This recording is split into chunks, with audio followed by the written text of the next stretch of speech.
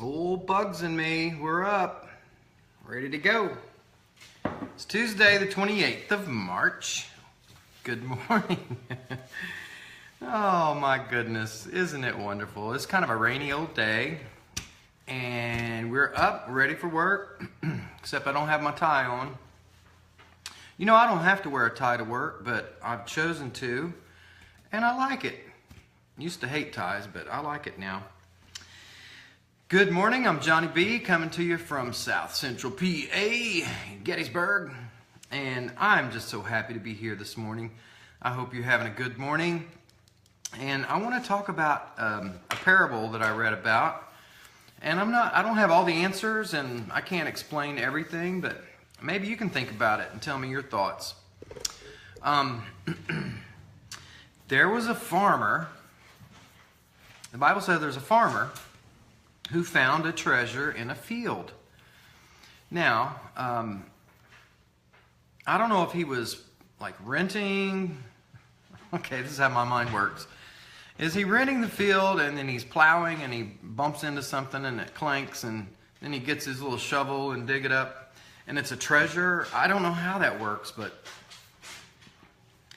I would assume, since the parable says he's a farmer, that the treasure was hidden underneath the surface. Anyway, he found this treasure, and then he went back to his hometown or wherever he was from, sold everything he had, and went and bought this field.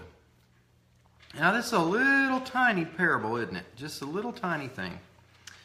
But I think there's some good nuggets in here. First of all, the farmer was out working. He was out doing his thing. He was making a living, and he was plowing up the ground. And only until he got below the surface did he find something of great value. So the first lesson for today is that sometimes the greatest value... Good morning, Jason. The greatest value, things on the surface seem one way, and so you really need to dig down under the surface to find the value of things. Sometimes when you dig down deep into the things we're doing or the passions that we have, or you dig down into the topics or the fads, you see that they're maybe not very valuable. But then the other things that you dig down under the surface, like having a family and being home and being a good parent and being a good worker and, I don't know, make up your own, think of your own, but those things down under the surface are of great value, and they're worth your time, and they're worth your efforts, and they're worth the work that it takes to dig down below the surface. And then the second thing is, and I left this out, but the farmer joyfully... The Bible says the farmer joyfully left the field and sold everything he had. Now, the first thing that came to mind was, what in the world did his wife say? You know? Good morning, Natalie. What did his wife say when he came home and said, "Honey, I'm selling the house, I'm selling the car, the cart, the donkey. I'm selling everything we have, and I'm going to go buy this field."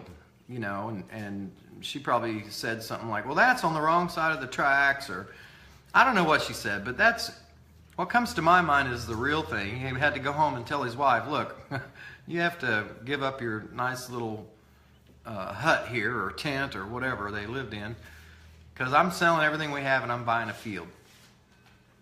So you know he had to be a pretty good salesman to make that pitch to his wife, you know, to get her to go along.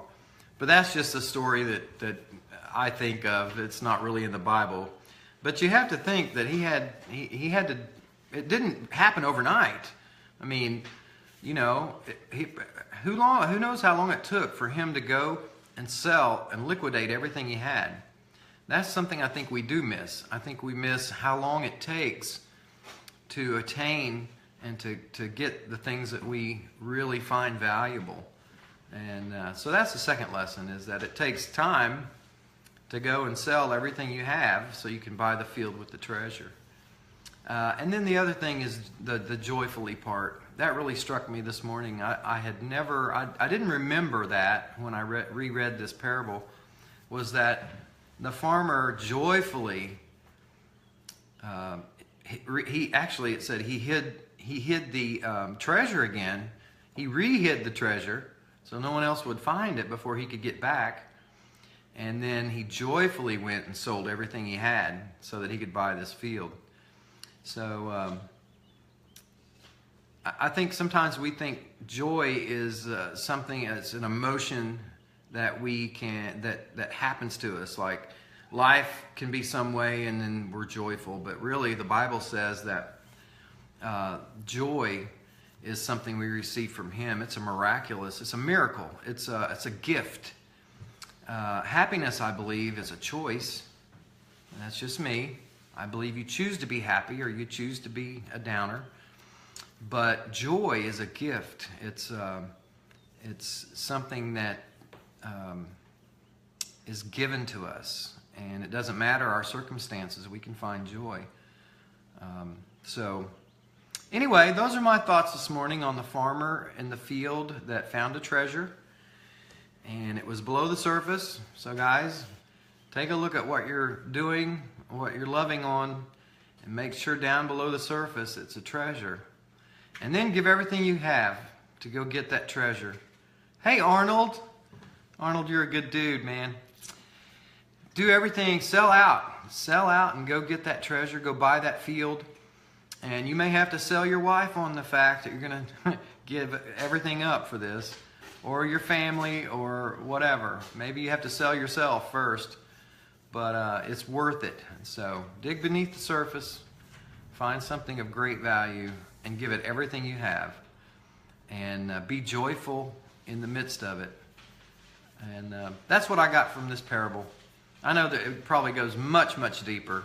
And I know it does. But for this morning, those are my simple little thoughts on it. So as always, thank you for joining me. I hope you've gotten some little encouragement out of this. There are treasures out there to find, kids. Let's go out and find them and then give up everything to attain them. All right. As always, dream big and work hard and love large. Eat good food and take really good vitamins. It's so important. And be your best self now, and I'll see you tomorrow. Have a great day, guys. Bye.